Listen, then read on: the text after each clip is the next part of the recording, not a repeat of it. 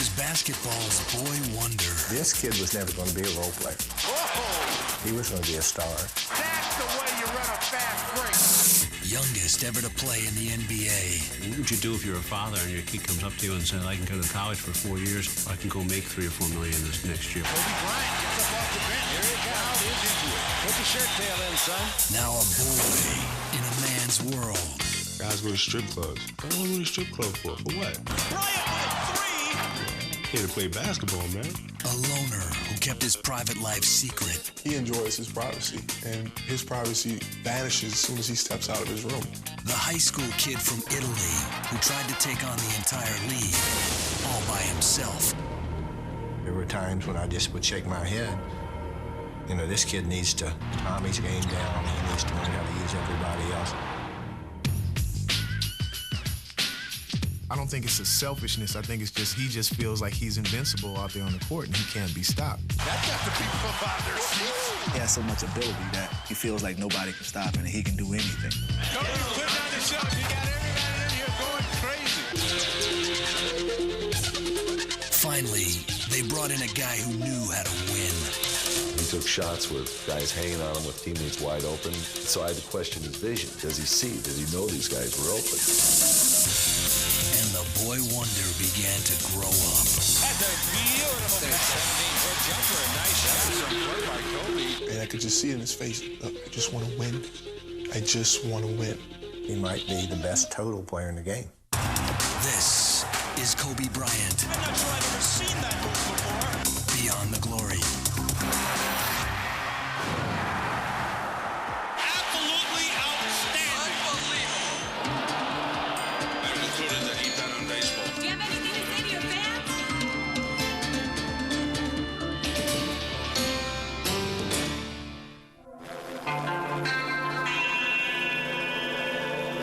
Good afternoon, ladies and gentlemen. Welcome to Staples Center. June 2000. Center of the world. The Western Conference Finals saw the LA Lakers pitted against perennial rival, the Portland Trail Blazers. The Lakers had led 3-1 in the series, but then Portland came back, winning the next two and forcing a Game 7. In the fourth quarter, the Lakers were down by 15 points. That was the moment I used to dream about when I was a kid. Being in those type of situations, being in the NBA Finals, being on the road, being put in a position when your back's up against the wall, you know, and everybody thinks that you're going to lose the game. Each of the 3 previous seasons had seen the Lakers knocked off in the playoffs, twice by Utah, and then in 1999 by the San Antonio Spurs. Now it appeared the Lakers were just minutes away from another frustrated offseason. And Pippen pulls up for 3. And Portland's off to a great start. But then, midway through the fourth quarter, Kobe Bryant got hot. Kobe. It's Kobe Bryant's 3. It's Kobe again. And suddenly, it was Showtime 2, the sequel. Portland was finished. From the brink of elimination to the brink of the NBA Finals. And 6 games later, Reggie turns. so were the Indiana Pacers. And the Lakers are the 2000 NBA Finals. Just 4 years had passed since 17-year-old Kobe Bryant had sprung out of high school and straight into the NBA. Now he and the Lakers were world champions. But Kobe remained an enigma to his teammates. They wondered, who did this kid, Kobe Bryant, think he was? Our conflict, since basically day one, has been how much you want to do on your own and how much are you going to do in the team offense. But it was not so much who Kobe was as who Kobe was determined to be, the best player ever to play the game. When my father's playing on TV, I would have a little setup, a little hoop in the living room, and I'll play, you know, while he's playing. Then when they take a timeout, then I sit down and I take my little timeout. I remember putting on a little jersey, like one of those little white tank tops. My mom used to help me. She used to scribble my dad's number on there. Kobe Bryant's earliest memories are of basketball. It was just there when I was like 4 or 5 years old. I just wanted to do it. Just wanted to play. Bryant gets around short, down the middle, scoop shot on the way, falls in. Kobe's dad, Joe Jelly Bean Bryant, played 8 years in the NBA, first for the 76ers, and then San Diego and Houston. When Kobe was 6, Joe signed a deal to play in the Italian League. For the next 7 years, the Bryants lived in Italy. The lifestyle and the culture was pretty easy to adapt to. But the language, man, I think it was like the first day I got into a fight with this kid because he said, nero. Like, guarda, nero, nero. Which means, look, black. You know, I guess he's never seen a black person before. And I thought he said, you know, look, you know something else, look, nigga. And that guy and I wound up becoming best of friends my first couple years in Italy. So. Kobe soon began to learn Italian and came to speak it fluently. I speak not so bad like I speak English, but I speak really well. I speak Italian normally, like if it was his language. When Kobe was 7, he got his first leather basketball. It became his constant companion. He even slept with it. But finding a game was tough, unless the game was soccer. 13 guys would show up and come down to the court ready to play soccer because they would have the soccer post right underneath the basket. So I would just stay there and play. Then when they finished, I started playing basketball again. Joe and Kobe kept tabs on their favorite NBA teams by watching videotapes. Kobe studied these by the hour, trying to memorize the moves of his favorite players. Magic, he was the top one. You know, when Michael was coming up, I didn't like him too much, because I was a Magic fan. Kobe hung out with Joe's Italian League teams. It was like a correspondence school in basketball. Every time the players stopped their training, Kobe would immediately jump on the basketball court. He would get the ball that he always had in his hands and would start shooting. At the end of every game here in Pistoia, I remember that Kobe, going on court, would steal the ball from the last player that had it in his hands, because he wanted to practice his shots. The audience would sometimes stay longer only to watch him, a 12-year-old boy shooting at the basket. In campo. On the basketball court, his personality was very strong. For example, he rarely passed the ball to the other players, but he usually made the basket, so he had a good reason not to give the ball away. In 1991, Joe Bryant retired from basketball and brought his family home to Philadelphia. That November, while scanning the sports section, Kobe was surprised to see Magic missing from the Laker lineup. The next morning, my mother comes in and tells me he's HIV positive. I was like, dang, what does that mean? You know, can he play? Is he gonna be all right? And so she had to explain everything to me. And that broke my heart. Because of the HIV virus that I have attained, I will have to retire from the Lakers. Magic's retirement spelled the end for Lakers Showtime. It would be 9 years before a kid from Italy would help bring it back.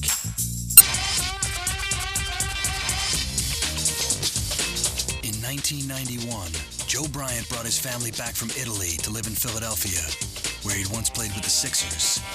His son Kobe had spent the last 7 years of his life as an outsider in a foreign land. Now he found himself a stranger in his hometown.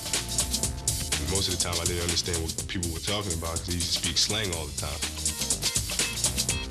Like we'd go home, and I say, what does it mean when somebody says, yo, why you sweating me? What the hell is he talking about? What does he mean by that?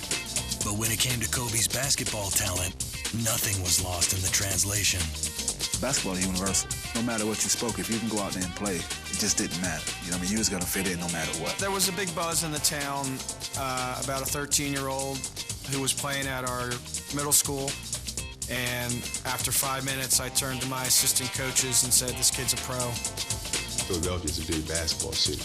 There were a bunch of guys my age who already had an established reputation of being the top players. So I had to come in and prove myself to them. Given Kobe's game, he had no trouble proving himself. But making friends was another story. He was popular from afar and likable, but he's very guarded. He's very careful with who he lets in. He played ball. The ball was his best friend. Weekend nights when he was younger, he didn't go to parties or hang out. He played ball. He'd be like a senior in high school playing at a middle school. Nobody could touch him. Nobody could stop him. In the fall of 1992, Kobe started at Lower Merion High School. He was 6'2", and the finest prospect his coaches had ever seen. We heard there was a former ball player's son coming in. Supposedly he was a pretty decent, flashy player. And there was this tall, skinny kid, around 6'4", 87 pounds, it seemed. He was wearing his father's Italian uniform, stuff with Le Coq Sportif on his shirt and whatnot. And it was awkward, but as soon as he stepped on the court, you knew what he was all about.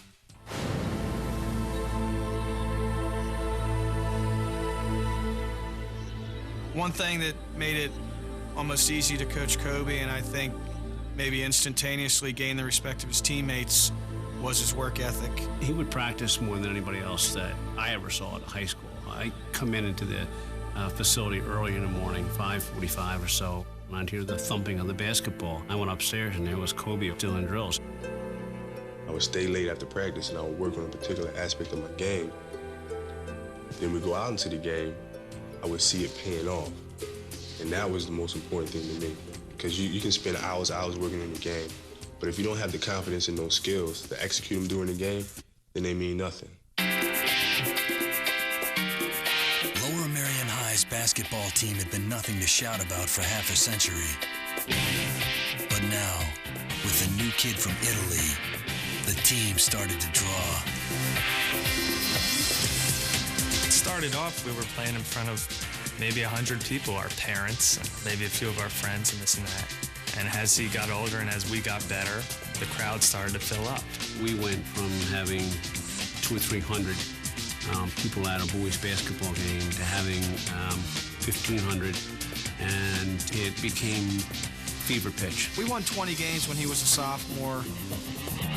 You would look at Kobe as an opposing coach when he was in 10th grade and say, oh my God, I've got to deal with this for 2 more years.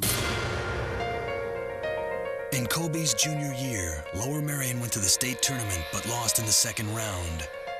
The loss left Kobe devastated, but determined. One thing I'll never forget Kobe saying was, I'm not allowing this to happen again. So it's almost comical to hear him say this. So we were kind of just like, Kobe, relax, it's not your fault, and all that. But he took it personally and said that he'd win the title the next year. The next year, Kobe kept his promise. Lower Merion went all the way, winning the Pennsylvania State Championship for the first time in 53 years. Kobe was named All-American High School Player of the Year. That spring, Kobe, by now a celebrity himself, escorted the pop singer Brandy to his high school prom. Well, I just bumped into it. I didn't have a date for the prom. I just asked her to go. One of Kobe's classmates was the daughter of John Lucas, then coach of the Philadelphia 76ers. Lucas had seen Kobe play and invited him to work out with the Sixers during the offseason. The big buzz at the time was that he was just ripping up Jerry Stackhouse in one-on-one. Possibly at that time was the first seed that was planted that maybe college was not going to be a part of his future. I like LaSalle, North Carolina, Duke, Michigan. Those are my top schools right now. And I am considered in the NBA. Kobe was heavily recruited by all the top basketball schools, but his goal and lifelong dream was to play in the NBA, and he wanted it now. I have decided to skip college and take my talent to the NBA. We're flabbergasted with his decision. How can he say he's going to do this? He came across looking a bit arrogant. He came across looking naive. You're my idol. Remember me when you're in the NBA. But Kobe had his own agenda, and he didn't care what anybody thought. he was getting smeared all over this town, and so was Joe. So it was a difficult time, but Kobe had a dream. What would you do if you're a father and your kid comes up to you and says, I can go to college for 4 years, or I can go make $3 or $4 million this next year? Did you say to him he has to get a college education at some point in his life? Oh, that's part of the deal. I mean, that's automatic. He had all the attributes where he could have gone to college and would have survived very well in college and done well in the college game and had plenty of time to come to the NBA and play. But he was anxious to be here where the game was the best. When people knew that I was contemplating going straight to the NBA, the Wolves came out immediately.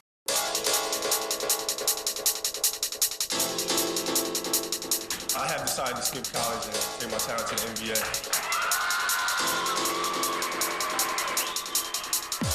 When Kobe Bryant announced in 1996 that he was skipping college and going straight to the NBA, he was bombarded by a hailstorm of controversy. I saw it on the local news, and I just remember thinking, what's with those goofy glasses on his head? Who does this guy think he is? It was pretty wacky to think that here's some kid you went to high school with who's going to the pros. It was all over the place. It was in the newspapers, it was on radio talk shows. Should he do this? Should he do that? Education first, sports this. He's not ready. Parents are messing up. They didn't raise him right. It's crazy things, silly things. Only a few players had made the leap successfully from high school to the NBA, and they were big men. Kobe was 6'5", small by NBA standards. Laker general manager Jerry West had heard about the brash kid from Philadelphia and wanted to see for himself. He invited Kobe to work out with the Lakers a few weeks before the draft.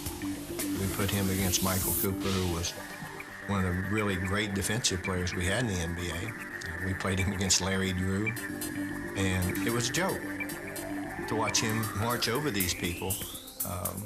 And the kid was 17 years old at that point in time. He told me, he said this was the greatest workout that he'd ever seen in his history of working out players before the NBA draft. And that Kobe had the chance to be one of the greatest players to ever play the game. I thought it was an absolute easy decision to try to do anything we could to get him. The Charlotte Hornets select Kobe Bryant from Lower Merion High School. The Charlotte Hornets picked Kobe in the first round, 13th overall. Jerry West then astonished many observers by offering his starting center, Vlade Divac, in trade. There were some upset people when we made that trade. They might deny that, but there were some upset people because we traded a starting center for him and a very good player in Vlade Divac. But I've always felt that the things that set teams apart is risk-taking. Trading Vlade seemed a lot less risky only days later when the Lakers signed free agent Shaquille O'Neal to replace him. The dynamic duo was in place. In the summer of 1996, Kobe, along with parents Joe and Pam, moved to LA to begin living out his dream. Kobe was playing in Los Angeles Laker uniform, and it was just amazing that 10 years ago when this kid was 8 or 9 years old, that now he's playing in the NBA against me, and I played against his dad. The fans were anxious to see him play, and Kobe lost no time in showing the fans he could play. In the rookie All-Star game, he led all scoring with 31 points. Then he ran away with the slam dunk contest. But despite these heroics, Laker coach Del Harris wanted to break Kobe in slowly. He viewed me as being a young kid, which I was. And he wanted the other players to respect me. He wanted me to work for my opportunity. And I worked so hard, and I already was working harder than everybody else, but he felt like he had to be 10 times harder on me than he was on Eddie Jones or Nick Van Exel or whatever, and that wasn't fair. When you draft a high school kid, everyone wants him to play, but we had a very good team then. We had a particularly deep backcourt. There just wasn't a lot of minutes for Kobe to play. I thought Del did a nice job with him, but Del was in an awkward position because people wanted him to play. Bryant face, 17-foot jumper, nice shot. That was some play by Kobe. Kobe had spent the better part of his life as an outsider, first as an American in Italy, then as an Italian in an American city. Now his age set him apart from his teammates. When Kobe came in, he was 17 years old. So here you have somebody that's making the jump from high school to the NBA. Not only that, but he's surrounded by grown men from 21 up to, almost 40 years old. After a game, if a guy wants to get together and go out, have a drink or, or something like that, Kobe can't participate. What do I want to go in the bar for? I don't drink. I'm underage anyway. What do I go down there for? Guys go to strip clubs. What do I go to the strip club for? For what? I'm here to play basketball, man. I ain't here to do that type of stuff. But there was more than just an age gap separating Kobe from his teammates. The Lakers had a problem with his tendency to shoot the ball almost every time he touched it.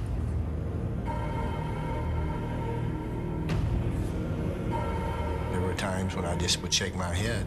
This kid needs to calm his game down. He needs to learn how to use everybody else. And once he does that, the sky's the limit.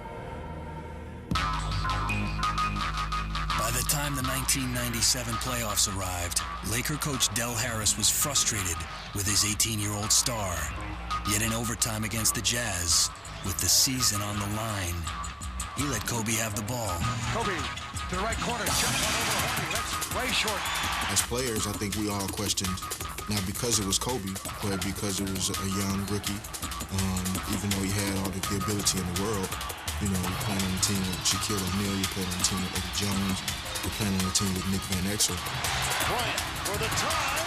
Kobe threw up 3 air balls down the stretch. Utah won by 4. Another air ball. That was a tough position, I think, for Dale to put Kobe in. By the next season, some in the media were calling Kobe the next Michael Jordan. Kobe Bryant is not Michael Jordan. He will never be Michael Jordan. He does some things that look like Michael.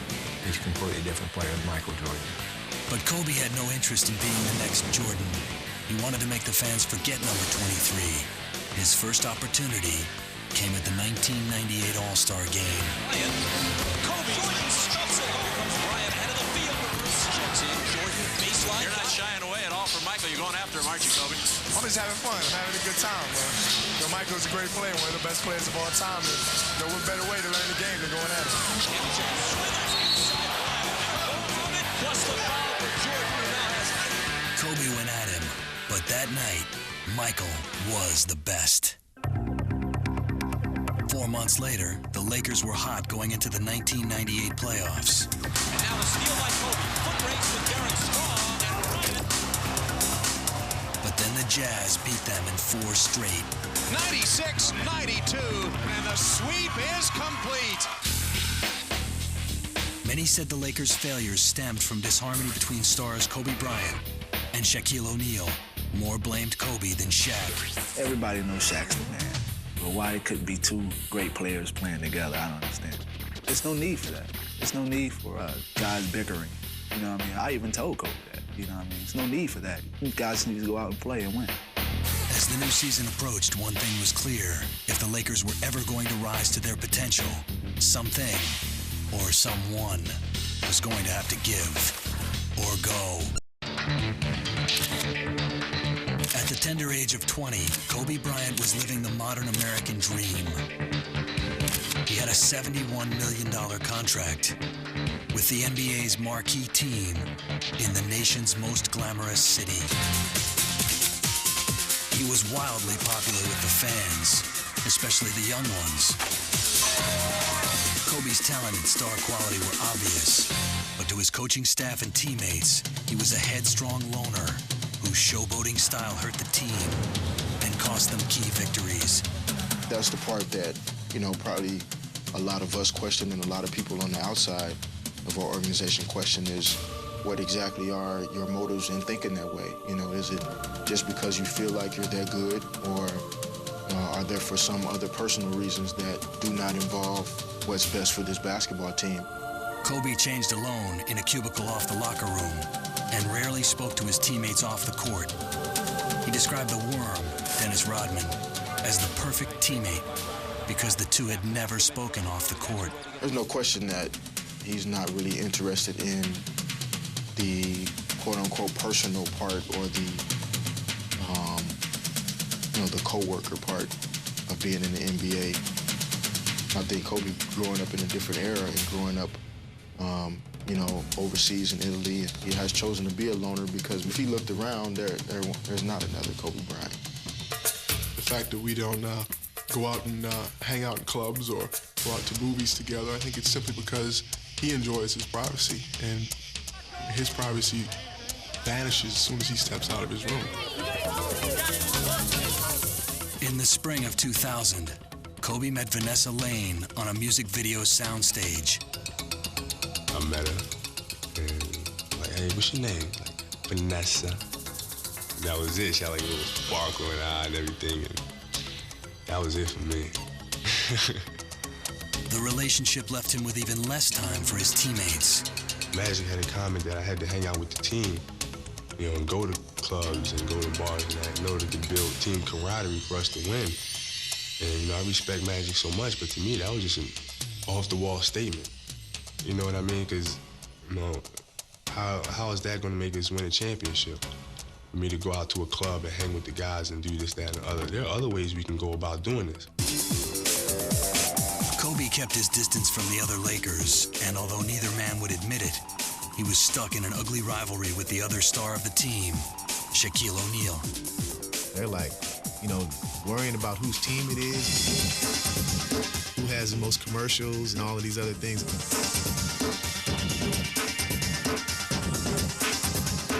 They have their egos, and they both want to be the top dog. They also want to be the main focus of the offense. They also want to be the main focus of all the media attention that's out there. Many on the team blame their misfortunes on Kobe's refusal to meet Shaq halfway. Meanwhile, Shaq was calling Kobe the boy wonder in interviews. He didn't mean it as a compliment.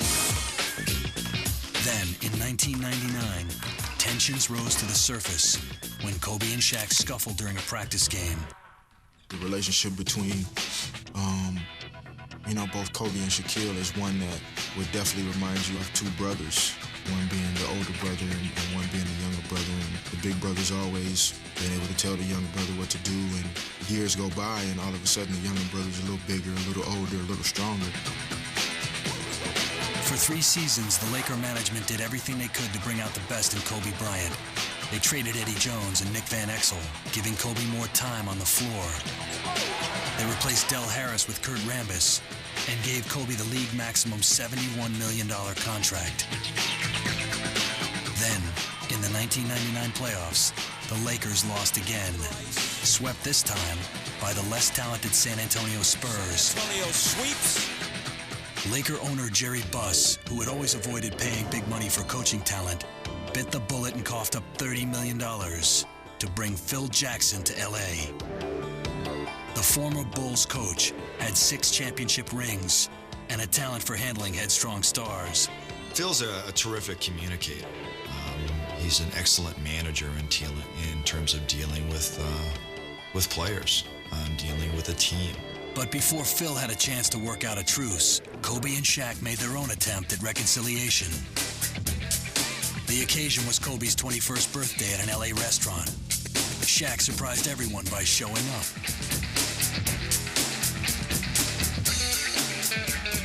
Phil Jackson's most immediate challenge was how to reel in his young guard. I was like totally aghast at some points that he overran his teammates. He chased the ball on offense to get to the basketball. He took shots with guys hanging on with teammates wide open. Phil worked to convince Kobe that the team's best route to winning was through Shaq. That it was all right to pass the ball because he'd get it back. This message was not new. Kobe had heard it countless times from Jerry West, Magic Johnson, Del Harris, and Kurt Rambis.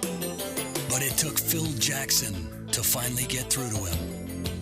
The reason why I had genuine respect for Phil, I could tell right off the bat that he was serious about the game and that he loved the game. I think that Phil Jackson has been great for Kobe Bryant. He's stern, but yet he'll give him a little bit of rope. But when he makes mistakes that are costly and makes mistakes that are where he's trying to do too much, Phil will remind him, and he'll also take him out of the game. The team just really came together, just a culmination of so many different things, and it was exciting. Phil coming in and all of the ingredients that he brought to institute tremendous team play. Once they figured it out, everything fell into place.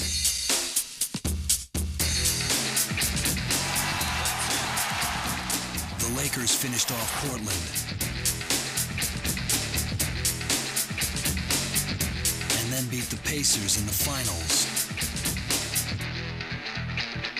They were world champs at last. Then once we finally win it, it tastes really, really sweeter after you've gone through some type of adversity. Just wants to win. That's his attitude. He just wants to win the game. Win games, that's it. Both Kobe and Shaq had come to realize that the whole of their combined talents was greater than the sum of the parts. I think we just wanted room to operate. I think if you look in the past, like you look at Kareem, you look at Magic, he just passed the ball. Kareem shot it. The Magic loved to do that. On this team, Shaq and I, we're both, quote-unquote killers. We like to go for your throat. And it's just a matter of us finding out how we can do that and do it together. Kobe Bryant was on his way to achieving his ultimate goal, being the best ever. But now even he knew he couldn't do it alone. In April of 2001, just before the first round of the playoffs, Kobe Bryant married his 18-year-old sweetheart, Vanessa Lane, in a private ceremony. It's hard because, miss her so much. Like when I travel and go on the road, and she misses me so much. But when I come home, you're just so happy to see the person. And she knows that this is my job, and this is what I have to do, and she knows how dedicated I am to this game. So our relationship is great. When the next season began, many of the old conflicts returned. Shaq complained that Kobe was hogging the ball again, and Shaq was throwing bricks from the free throw line. Peter Bessie. He missed them both. But when the playoffs arrived, the Lakers got down to business and played like a team. The best team in the league.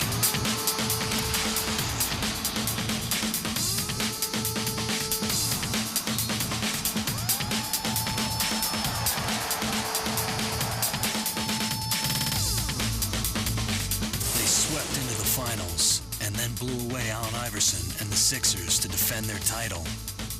Kobe came back from an ankle injury and stepped up, making the big shots. But Shaq got the MVP award. Kobe, if it wasn't for Shaquille, could definitely have been in the MVP running. The finals, I think, proved that, he'll go down in history as one of the top 2, 3, 4, 5 players to ever play this game. From the Los Angeles Lakers. Then, in February 2002, the prodigal son returned home to Philadelphia for the NBA All-Star Game. They weren't glad to see him. They booed Kobe Bryant. Kobe scored 31 points, was named MVP, but it was a painful reminder that to the Philly fans, Kobe was no hometown hero. He had left too quickly and too often. In their eyes, he would always be a stranger, but maybe Kobe the loner liked it that way. It had taken Kobe Bryant 4 years to mature to the level where he could help the Lakers win the NBA championship. Some thought those 4 years might have been better spent in college, away from the NBA spotlight. Kobe transgressed one of the things I think that's really a mistake. College is our farm system, basically, in the NBA. And I think that it's important that players go to that process, learn how to succeed in a peer group setting that's mostly their own age group. But if Kobe's was the road less taken, there's no doubt it got him to where he had always wanted to go. The saying that people say the guy couldn't chew bubblegum and walk at the same time. He was like that early on, man. He worked his butt off, man. Get to the point where he is now, it's incredible. At the age of 23, he was already a 5-year NBA veteran. He'd helped lead his team to 2 world championships and was heading for a 3rd. Still, Kobe Bryant remained a work in progress. No one among us expected that he would become the #1 American basketball player. I think he will play in the league for another 10 years or so, and he will leave the NBA with 5 or 6 rings and a Jordan-like legacy. He's going to be one of the best players to ever play this game. He has really scaled things back and has learned to use his teammates better. There's a tremendous room for improvement in him. He's going to be better than what he is today, and that's pretty scary. He was a team player now, but Kobe Bryant continued to go his own way. I constantly tell people, man, if you have a dream and you want to achieve something, don't let anybody tell you you can't achieve that. Because you can be whatever you want to be. You can strive for whatever you want to strive for. Don't let anybody tear you down.